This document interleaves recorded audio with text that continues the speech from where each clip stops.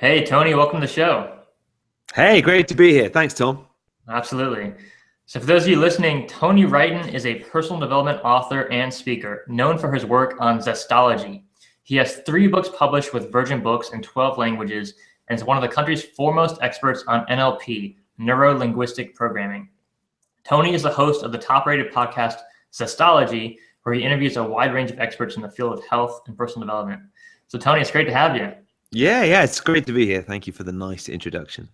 Absolutely. So tell us kind of about your background, how you got started as an author with your podcast, just getting your message out there. Yeah, I've been involved in broadcasting for a long time. I left university. I started working in radio as a radio presenter over here in the UK.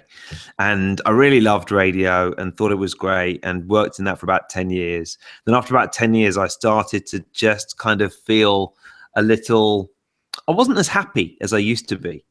And so I started to kind of seek out some answers of how I could maybe find a little bit more happiness. And this was obviously completely away from the fact that I was working in radio every day. So I started studying NLP, Neuro-Linguistic Programming.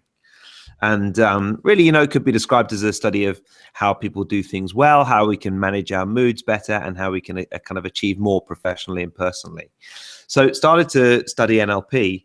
And a big component of NLP is linguistics. That's the L of the NLP. And I thought, well, I'm in the perfect place to try these linguistics out because I've got my own radio show. So after a couple of months, I went back from the course and I started just subtly using a few of the linguistic techniques on my radio show. And my kind of target was to get people to listen for longer, to feel better about listening, and also attract new listeners to my show. And I thought, I'll just use a few techniques. And one day the boss called me into his office, and it was a day when I'd used a lot of these techniques. I'd really layered on the linguistics. I thought, he's definitely rumbled me. He's heard me kind of just use it a little bit too much, and he's not going to be happy with me. And he sat back and he kind of put his hands behind his head like this and put his feet up on the desk. And he said, I don't know what you've done, but your listening figures have gone through the roof. And it was all because I'd been using these NLP techniques. And on most radio shows, and this will be the same way you are as well, the breakfast show always has the most listeners, right? But on the station I worked at, the drive time show, my show, had more listeners than the breakfast show for 3 years.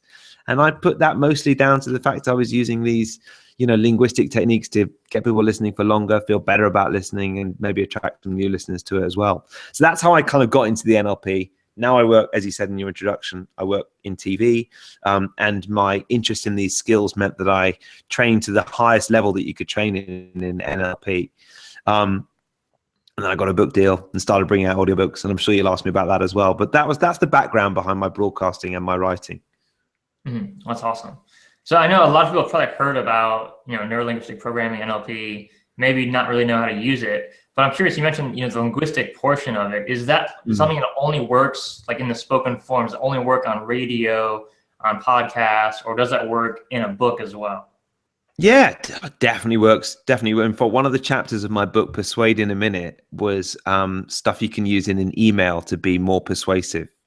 There's loads of stuff you can do, but a couple of quick examples are words known as softeners. So if you're sitting on a couch and your friend or your partner is sitting on another couch, and you say, make me a cup of tea, they are likely to say, make it yourself, mate.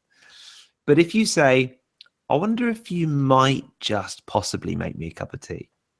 Now, you're still actually issuing the same command, make me a cup of tea, but you've just shrouded it in what is known as softeners. So I wonder, might, and perhaps, all softeners that you can use to make a command more palatable.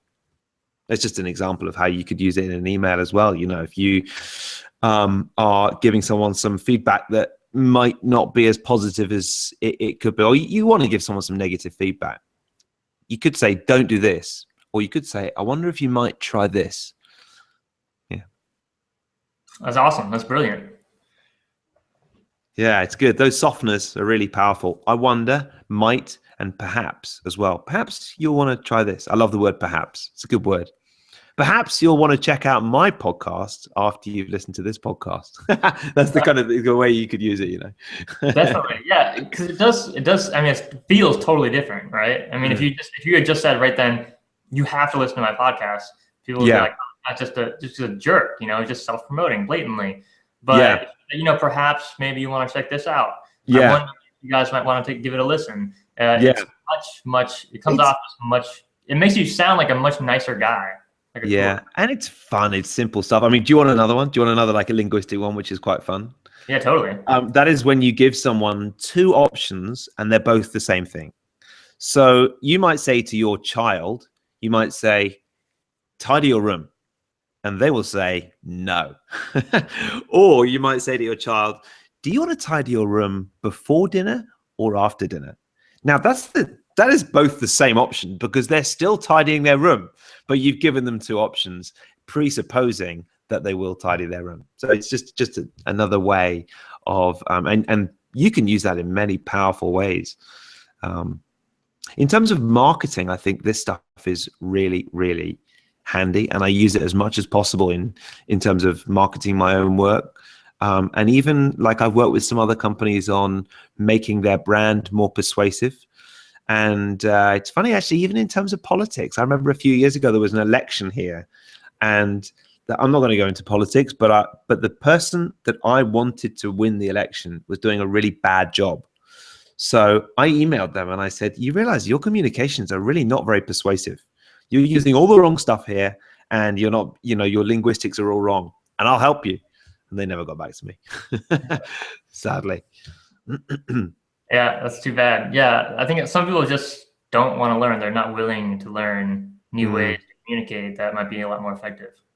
But, I mean, if you look at, there's a really interesting blog post somewhere for people who are interested in marketing, which, I mean, all the people who listen to your podcast, I know, or watch your podcast, I know that they're interested in, writing great stuff or publishing great stuff, but also getting it to as many people as possible. There's a really interesting podcast, and I'll try and find it to you and send it to you afterwards. Not podcast, blog post. And it was written by the guy who ran President Obama's online campaign when he won his first election, his first presidential election. And the stuff they did on the website to get people to sign up or get more people to sign up and then donate more once they'd signed up. And the little tricks and things they did on the site, it is absolutely fascinating what they did. Just changing one or two words in the sign-up process. It's amazing. It's like a dark art almost, isn't it? Marketing when you get it right is fascinating, but there was a lot of linguistics involved in that as well. And I devoured that blog post because I was so interested in it. Yeah, that sounds like a great resource. Yeah, we'll definitely link it under the show notes in the podcast. Yeah, brilliant. Yeah. So I'm curious, you've learned so many techniques. Like you mentioned, you train at the highest level of NLP. At the end of the day, do you have like some kind of checklist that you go through when you're working on stuff? Has it just become so ingrained in who you are and what you know that you're just automatically using these techniques as you go along? Yeah, I mean, actually, with the NLP, I think it's really interesting you asked that because we have a saying in NLP, and that is that there's nothing worse than a bad NLPer. And Tom, you'll know this from when you've been on a course and people are kind of trying out the technique. If they do it unsubtly, or if they're in your face about it, or you feel like they're trying to manipulate you, that's awful. But if you do it with honest intentions and with the intention to provide as much value to the other person as to you, or even more, then I think, you're kind of using your powers for good. And certainly, remember when I was using on my radio show, my intention was simply to provide a better experience for the listeners. That would get them listening longer, and that would get new listeners as well. So, what was the question again? Basically, it's like, do you have like a checklist for this stuff that you share with us, so people could go through, or is it something that you have to basically train like years and years for to really learn all this stuff, so that as you're making a decision about how you're writing your book or how you're doing your marketing, you're constantly using these techniques. Is that something that people can learn quickly, or is it something that's going to take a long time, basically? I definitely think that people can learn this stuff really, really quickly. And you could actually all my books published by Virgin Books are all called In a Minute. So they're all techniques you can use in a minute or less. And even those linguistic techniques we were talking about. But I don't have like a massive checklist of things that I use. In fact, I'll go days without consciously using the skills of NLP. Maybe it's going on at an unconscious level. But at a conscious level, I'm not thinking, oh, I must use the word maybe in front of that sentence, or, write out my goals on a postcard, or whatever it might be. That might be a technique that is practiced in NLP. But yeah, I think it's good to be natural and not kind of be obvious about the stuff. Just be a normal human being. Because also, when you get really into personal development, I know it's not just personal development authors and people that you speak to people in all different fields, but in personal development, you meet people who have done so much personal development that that's their lives. And that's not me. I like to watch sport with my buddies in the pub and not talk about personal development. Sometimes I like to talk about it, but I've got to, I think it's nice to be rounded and not be obsessed by quotes or, Tony Robbins said, I have to do this every morning, so I'm going to do it. Well, if you miss it one morning, you'll be okay. Yeah, absolutely. So bring some balance to your life. Yeah. Cool. So let's talk about some more techniques, because I think this is stuff that everyone can use. Yeah, I mean, in what kind of field would you like, NLP can be used in therapy, sales. I mean, perhaps you'd like to look at it in terms of the context of this podcast. I mean, what would be useful for people watching or listening? Well, I think, sharing ideas and strategies that people can actually use right now to help them grow their business, to help them market their books, or, build their personal brand. I think that would be really helpful. Yeah, well, I mean, in terms of sharing ideas, I recorded a podcast series a few years ago called How To audiobooks, and they're still on sale now. Actually, they sell a few hundred copies every 3 months or so, which is nice. But they came out in probably 2008, and I and a few other people working for me interviewed a lot of different experts in the field of sport, business, entrepreneurship. Quite a few like performers, comedians, stuff like that. And we called them, there was how to be successful, how to deal with nerves, how to make money, how to be funny, how to win at sport. And it was really interesting because we asked questions, and this is something that's important in NLP, based at different levels. So if you're watching this and you're wanting to kind of improve yourself a little bit, pick someone who you'd really like to learn from. And maybe it's someone that you know well enough, you can just ring up and say, could I pick your brains and buy you a coffee and ask you a few questions? Maybe it's someone in your field that you don't know, but you could approach and they might say yes or no. Or maybe it's someone really famous, Richard Branson, for example, and you just have to buy some books or watch some videos or listen to an interview. And then look at studying them at these levels. And here's where the secret happens and the magic happens. Because if you study them at the levels of behavior and environment, those are the bottom rungs of the ladder, if you like. So if you're looking at Richard Branson, you think, I'd really like to learn from Richard Branson. You could look at his behavior and his environment. Who does he surround himself with? What does he do when he wakes up in the morning? What is his behavior? Where does he work? And then above that on the ladder, you'd look at capabilities. So what are his capabilities? What is he good at? What do I need to be good at if I want to be an entrepreneur like Richard Branson? But then here's the magic. You study them at the highest level, which is values and beliefs. And I think these are questions that don't come that naturally to people starting out or just in general. I'm far more likely to be asking about, okay, so would you start work at 8 o'clock or 9 o'clock?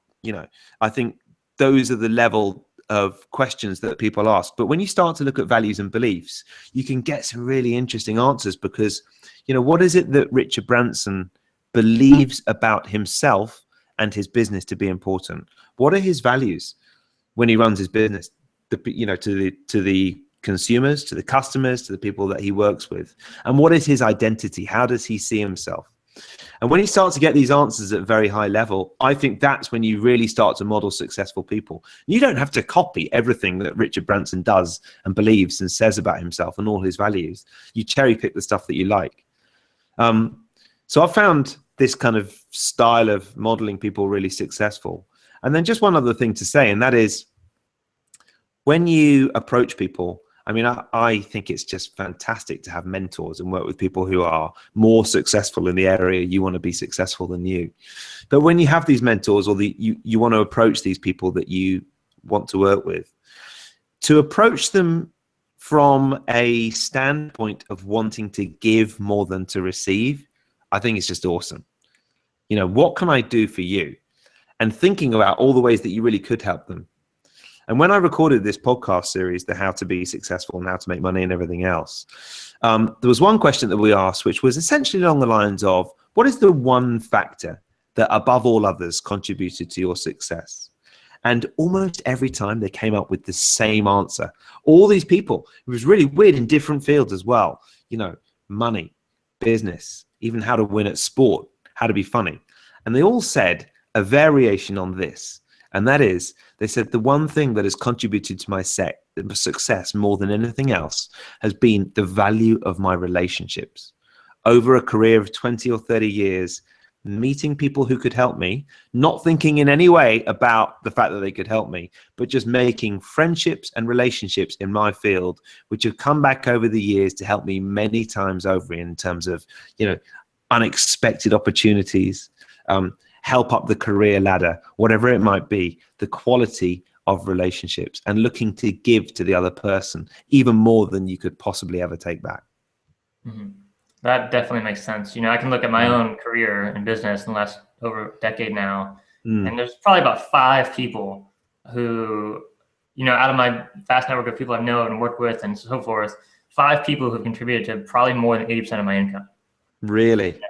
Really? And it's because of the connections that they made, or a business that they introduced me to, or, you know, something that they did, or some kind of connection that they made for me that opened up totally new opportunities that produced all that income for me. So, I mean, that totally makes sense to me.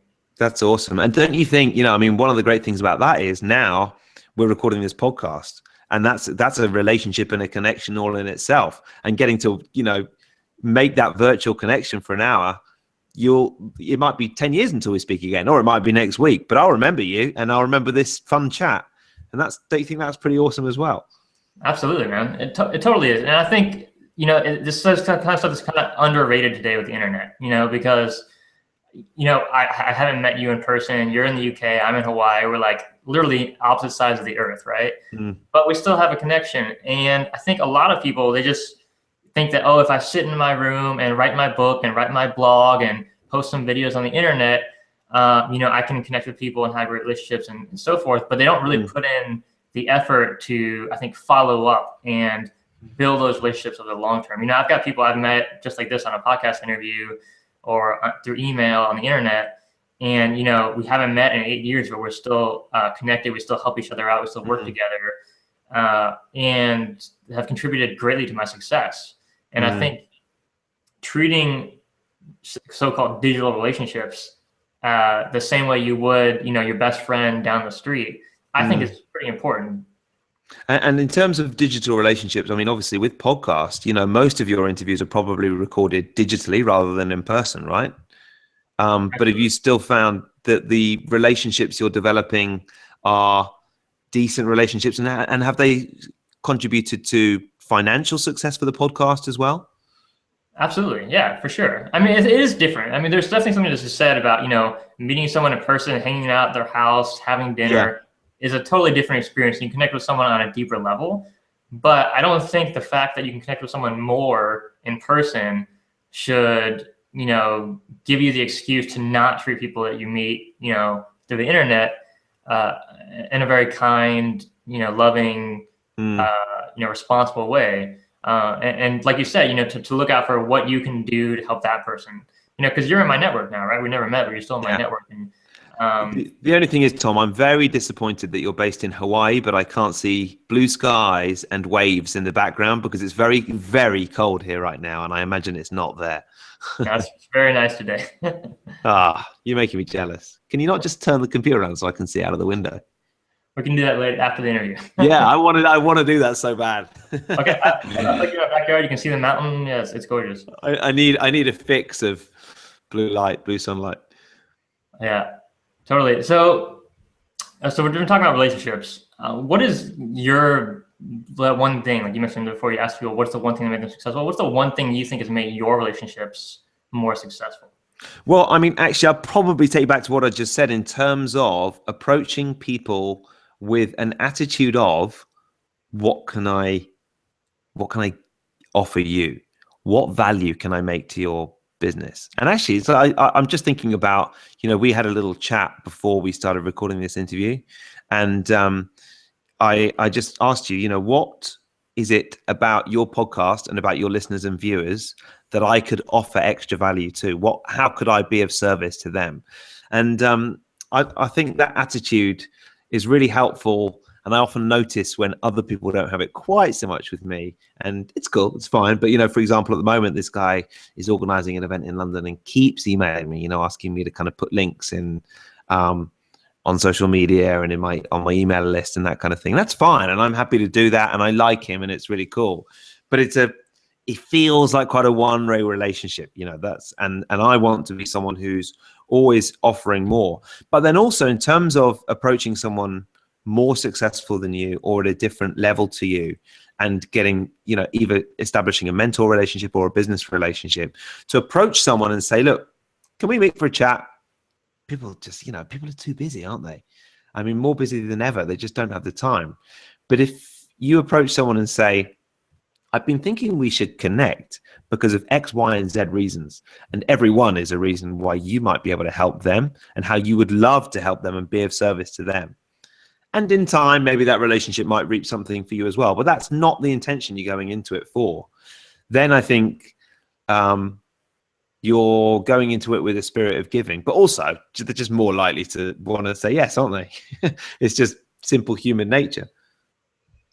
Yeah, that's interesting. So when you're talking to someone like a higher level, because this I think is an important skill to learn, because if you go to a conference and you see Richard Branson, right? Like, how do you talk to them and make the introduction and create a relationship? Yeah, well, yeah, I've not totally cracked it. I mean, it's a work in progress for all of us, but because I think it's quite, I mean, if you approach someone in person at a conference, or it's quite intimidating, isn't it? And even just to approach someone on email, it's quite intimidating as well. So someone of great success, Richard Branson as an example. So yeah, I've not fully cracked it, but it's a work in progress. Yeah, but that what you shared definitely makes sense. Create a list of, so let's say 3 reasons why you think that you two should connect, and they're all focused on how you can help them in some way.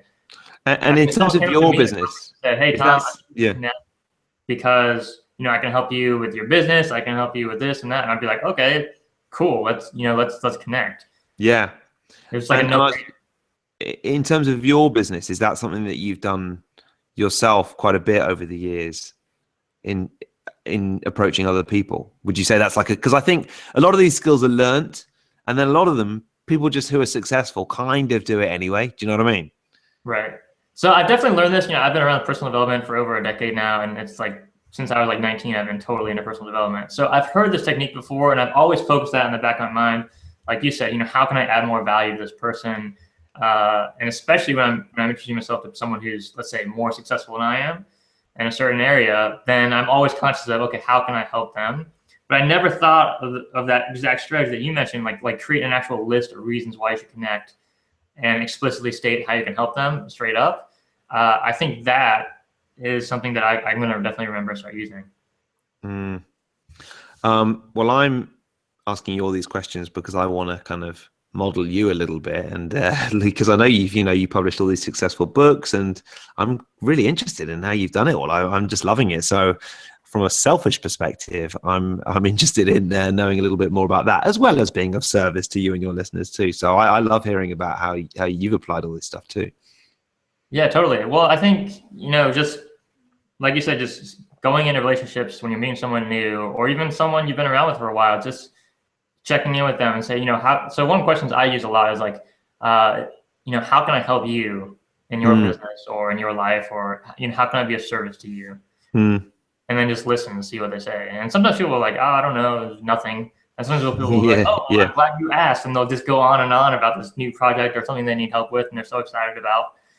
And then, that gives me an opportunity to be able to help them. And not every time I can. I mean, sometimes people ask for something, I'm just like, I don't know. They want a connection. There's some kind of attorney is specialized in a certain field. I'm like, I don't know anyone, I'm sorry. But a lot of times I'm actually able to provide them a connection or a resource or a strategy that can really help them out. And now in terms of like, because obviously talking about connections and relationships, obviously I can see the, the Kindle Writing Bible and the Kindle Publishing Bible in the background there, and they're two of your books that have done really well, aren't they? Yeah. Was there like one or two connections in particular or relationships that helped you with that? Or was it really just your own doing? Did you do it all yourself? No, absolutely. There actually was. So at the time I started publishing my first books on Kindle, and they took off really fast, like within a year. They were really successful. I was actually in a mastermind group, and it was about 5 entrepreneurs, most of us working online with blogging and social media and courses and stuff like that. And so it was around that time. And so these folks gave me a ton of feedback on, my marketing message, my ideas, my value proposition for the readers, ways to promote the books. And those relationships were really crucial for me into getting launching my books right off the bat and to being really successful with it. Yeah. Like as soon as you said that, I was like, I don't have anything like that. I mean, that sounds really cool, just to be able to share with people in a similar or even slightly more successful situation than you. That is just solid gold, isn't it? That's fantastic. That's really cool. Yeah. So the way the mastermind group functioned was basically we would just meet once a week, and each week we would focus. We'd like tune in for the first 5 to 15 minutes, and everyone would share kind of what's going on in your life and what you're working on. And then for the 45 minutes at the end, we would focus on one person exclusively. So like, when it was my turn to go, I would just tell them about, the books I'm working on and the promotions I'm working on. And they would just give me ideas after ideas. And I would take like pages and pages of notes of, ways to improve what I was doing and improve my copy and my titles and my covers and all that stuff. And so I think having, people that you respect in your field give you that kind of honest, open feedback and be able to take it from several different people and apply it the way that you think is best. That for me is really valuable. That's really cool. I mean, like, can I steal that idea and set that up myself with some friends? Totally. I mean, I got it from Napoleon Hill, his book Think and Grow Rich. He talks about mastermind groups. I mean, I'm just thinking like it's just so valuable. And of course, especially like what percentage of people watching us or listening to us right now are self-employed without someone to bounce ideas off? That's just absolutely invaluable. That'd be a really cool idea. And you can do it all digitally. It's just easy, isn't it? Yeah, we just did it on Skype. And in fact, we were all local. So all of us except one person was, within 20 miles of each other. But we still just met on Skype because it just saved us a ton of time. Yeah. That's cool. I'm gonna really remember that and set that up here. Awesome. Cool. So I know we've only got a couple minutes left, Tony, but I want you to share some of your best words of advice on building your personal brand, building your platform. I know we've talked a lot about networking and building relationships. That's really important. But in terms of actually marketing and let's say, driving sales or driving listeners, what are some of the best strategies you found like today in 2016 to actually get people to pay attention to what you're doing and to buy in to what you're doing? I mean, it's really interesting, isn't it? And I think that's really interesting you mentioned in 2016, because my first audiobook came out on iTunes in 2005, the same month that the iTunes store launched. So, so your area of expertise was Kindle, right? Yeah. And then, but when you started out, were you doing other stuff apart from Kindle, or was it really just Kindle? Yeah, so I had another business before that in sales and network marketing. Yeah. And then after that, I went into blogging and online marketing, email marketing, social media marketing. Yeah. So I was working as a radio presenter, and it was just pure chance that I brought out my audiobook at the same time as the iTunes store launched. And it was pure chance, I guess, that it was featured in the American iTunes store pretty quickly after it came out and pretty quickly after the audiobook store launched.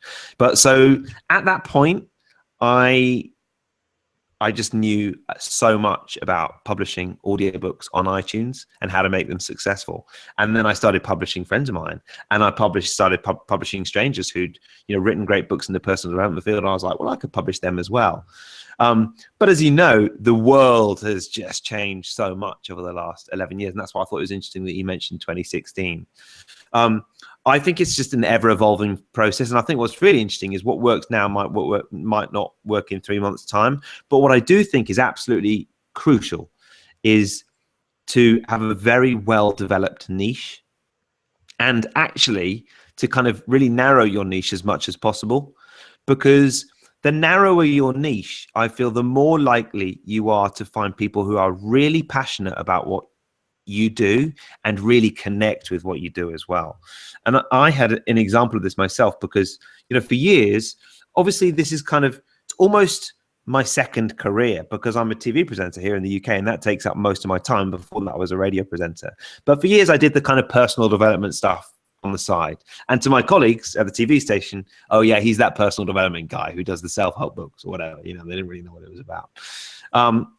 But then a couple of years ago, I went on holiday and I got really badly ill. I went to the jungle in the Philippines and I picked up some kind of tropical virus that couldn't even be diagnosed. Turns out there's quite a few viruses out there that modern medicine hasn't discovered. So I was in this idyllic place, gently woken by the chirruping of birds in the morning, and nothing more strenuous than yoga or a Pilates workout or just meditating in the sun during the day. And there I was, really ill, with numb patches on my face and every bone in my body aching and a rash down my right leg. So I obviously flew straight home, and the doctors said, "You've got a tropical virus." And I said to them, "Well, what is it?" And they shrugged, because they just didn't know. And then after that, I ended up spending 3 months in bed and not being able to go to work, not being able to do my job at Sky Sports. They were so understanding and brilliant. But I just didn't know if I would ever get well again. And eventually, when I started to get well again, I was determined that I would kind of go on a bit of a journey, road test some different techniques and speak to some different experts on a podcast of my own, which would be focused on energy and vitality and motivation. And that's the podcast that I do now called Zestology. But the reason for telling you this story is that through pretty awful circumstances, I stumbled on quite a narrow niche. I use all my broadcasting skills and all my NLP skills that I've picked up over the years. But really, when you look at what my podcast does, it looks at how people could live with more energy, which is quite a narrow niche. And I can't think of any other podcast which does exactly that. But then, of course, within that narrow niche, there's loads of stuff we can cover. And if I get the opportunity to interview a famous sports star, I can ask him about, how he gets motivated, how he, performs better on the pitch, how he maintains his energy level, what he eats, what his nutrition is. So the niche can spread really wide, but it's come much more narrow. So that for me has really helped, rather than being that self-help guy who writes about, confidence every once in a while or persuasion or whatever it is, focusing very specifically on something I have noticed personally is now really helping me to grow my audience very quickly, because people, they understand exactly what it's about. And then after that, you can play around with the brand and expand outwards. Yeah, that makes sense. So instead of being the self-help guy, right, or the personal development guy, now you're the guy who can help you get more energy.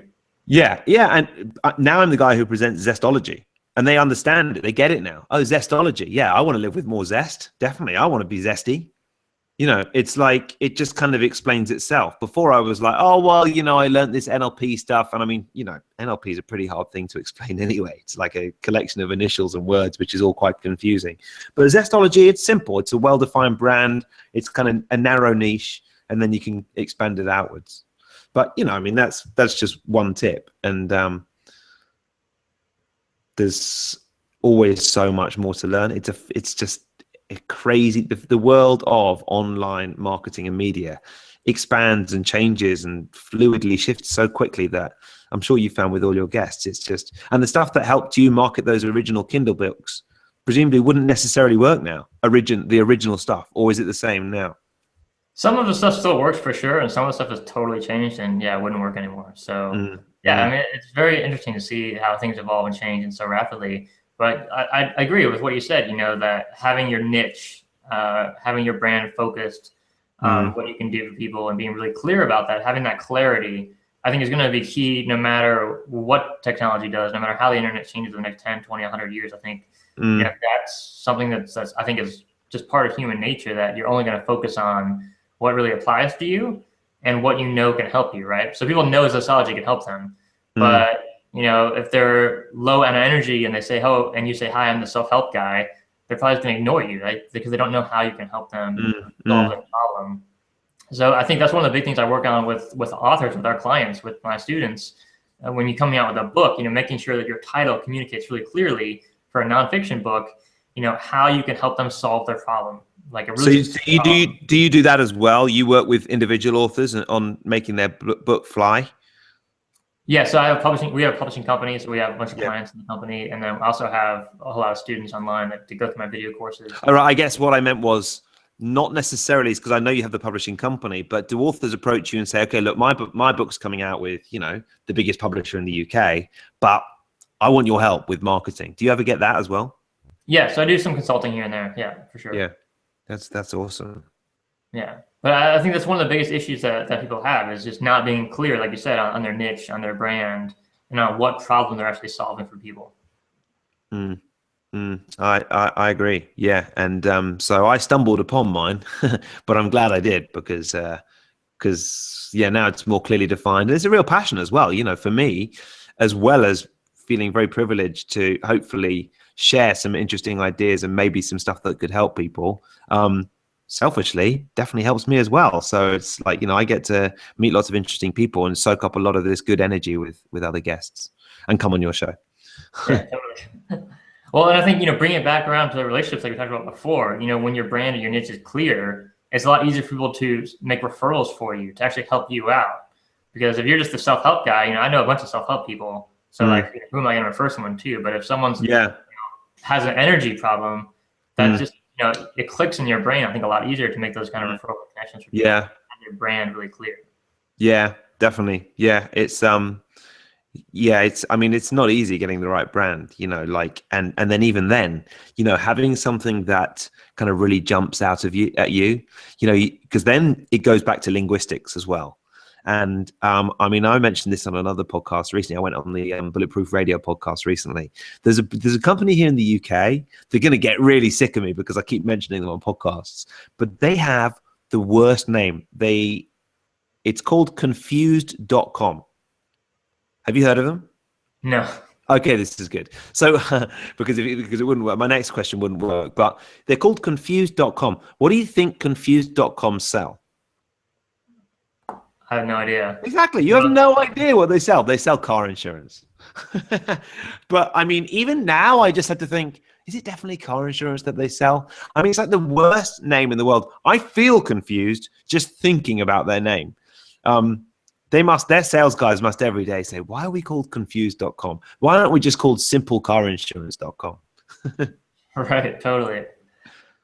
Yeah, I totally agree. Words are powerful. I think that's why, everyone listening, if they want to write a book or have written a book, they understand the power of language and communication and why it's so important. So I think we all really appreciate you coming here and sharing some awesome strategies that we can use to be more effective in our communication. So thank you. Yeah. Well, Tom, look, thanks so much for having me on. And I look forward to, continuing this relationship and staying in touch because I've loved picking up a few little nuggets from you. I'm definitely going to organize that mastermind group. So thank you. Absolutely, man. Likewise. So before you go, tell us people can find out more about you and the work that you're doing, Tony. Yeah, well, my website is tonywrighton.com, and that's WRIGHTON, tonywrighton.com. But if you want to listen to the podcast, very easy. Just search for Zestology, and you can find it on iTunes. You can find it on Google, find it everywhere. And I'd love to have a few of your listeners check it out. Awesome. Thanks, Tony. It's been great having you. Thank you, Tom. It's been really fun.